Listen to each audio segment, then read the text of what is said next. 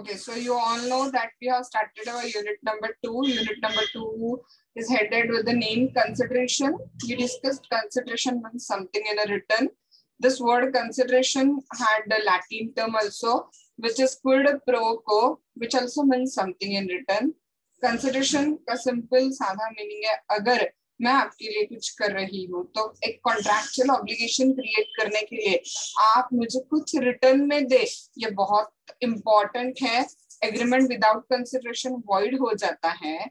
England में consideration में be considered as a benefit to one party and detriment or a loss or a liability or responsibility to another party.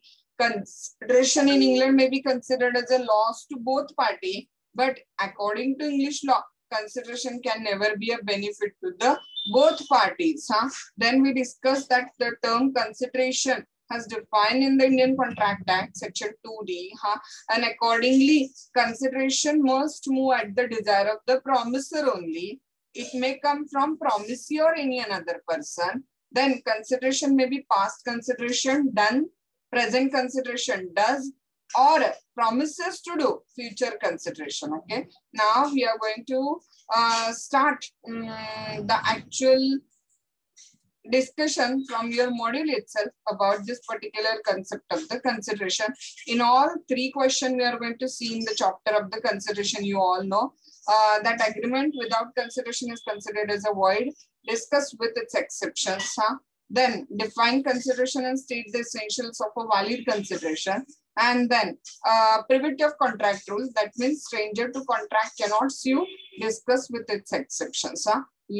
So let's start this particular chapter of the consideration.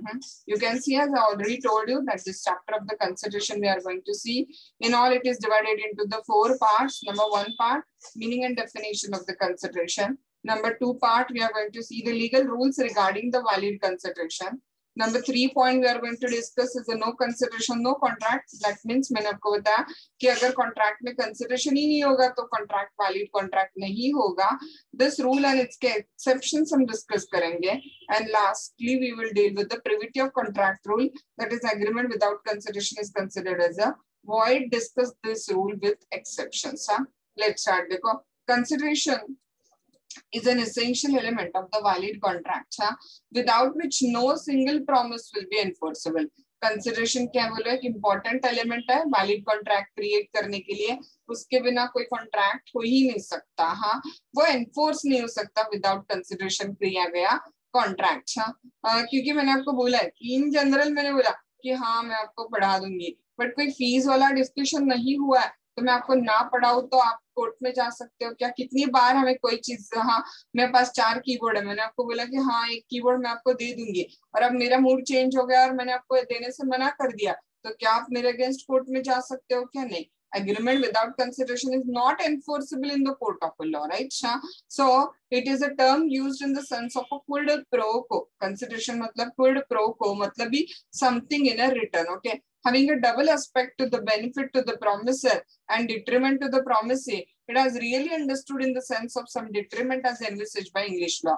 मैंने आपको बताया कि according to English law consideration एक को benefit हो सकता है, एक को डिट्रीमेंट हो सकता है.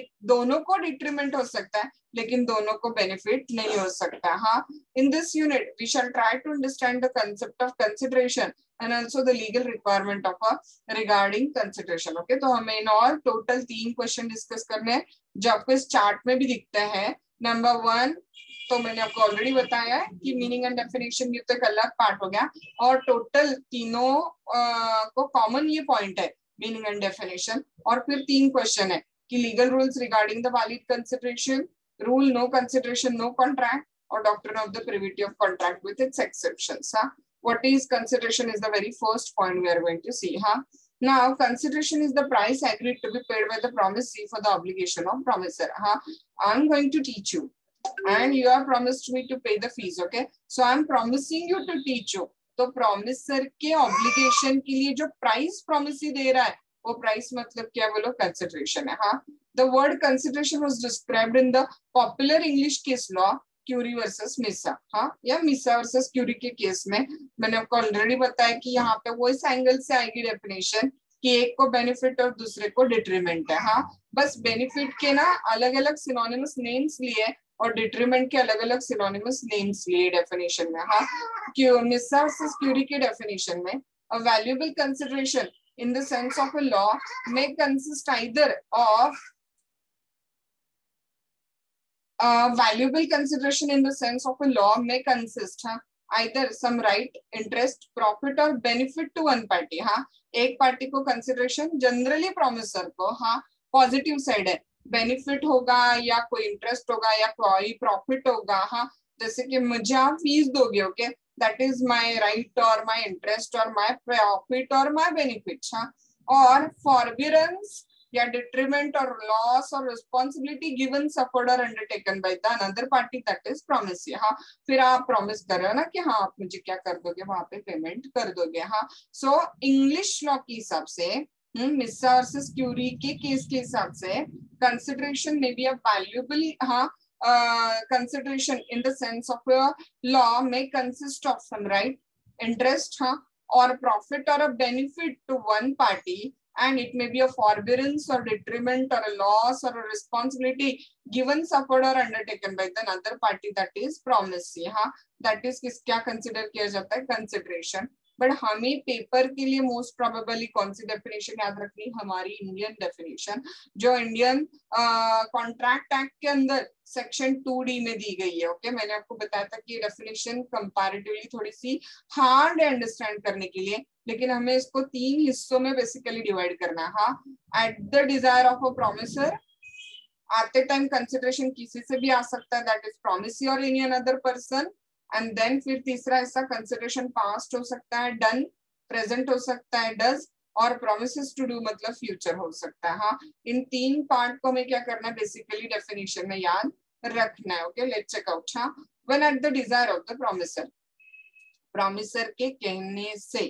हाँ, जैसे आपके उस नेबर ने आपको बोला कि please come and help me to extinguish a fire which is broke out in my house. हाँ, तो फिर आप उसके पैसे मांग सकते हो क्योंकि उसने आपको बोला हुआ, राइट। सो और आप अपने मन से जाके वॉलंटरीली आपको बुझाने में मदद करते हो तो उसका रिटर्न आप मांग नहीं सकते हो। So when at the desire of the promisor, number 2 the promisee और एनी अनदर पर्सन। हाँ, आते टाइम कंसिडरेशन किसी से भी आ सकता है। ओके, भले इस अंकल से उस डॉटर को कुछ नहीं मिला है बट उसको माँ से ऑलरेडी मिल चुका है। So Chinnaya versus Ramayya, promisee or any another person has done or abstained from doing, मतलब कौन सा consideration, past consideration। okay, or does or promises to do, क्या हो गया देखो वहां पे, or does or abstain from doing, ये क्या हो गया बोलो, याद है ना, present consideration. does or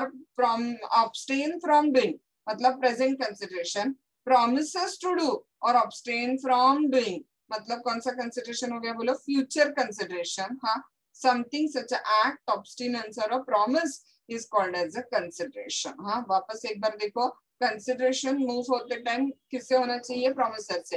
when at the desire of the promisor, हाँ, आपको सामने वाला जो दे रहा है रिटर्न में वो प्रोमिसी भी हो सकता है या प्रोमिसी के लिए कोई और पर्सन भी हो सकता है।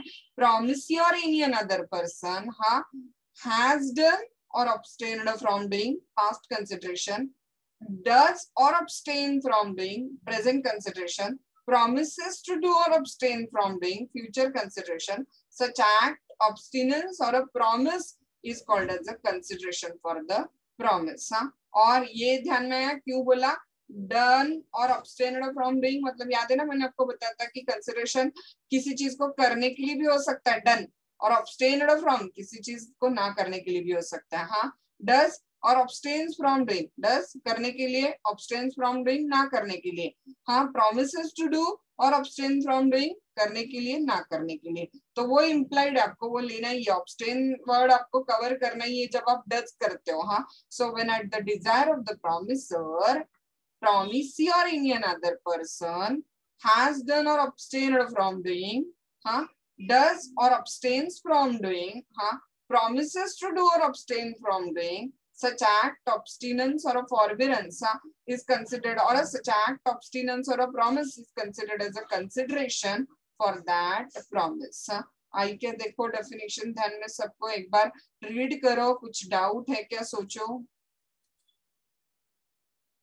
So when we analyze this particular definition, we found some points about the definition. बहुत easy points है। हाँ, consideration is act, मतलब क्या बोलो, doing of something है, simple। हाँ, Ajay guarantees Bhuvan for the payment of a price of the goods which Bhuvan wanted to sell, हाँ, on the 1 month credit to the Chaitanya। Okay, then मेरा Ajay guarantor है यहाँ पे, जिसके लिए Ajay guarantees Bhuvan for the payment of price of the goods which Bhuvan wanted to sell on the 1 month credit to the चैतन्य। भुवन अपने goods credit पे दे रहा है चैतन्य को, और उसके लिए अजय क्या दे रहा है बोलो, गारंटी दे रहा है। हाँ, here selling of the goods on the credit by Bhuvan to Chaitanya, ये किसके लिए कंसिडरेशन है बोलो, अजय की गारंटी के लिए।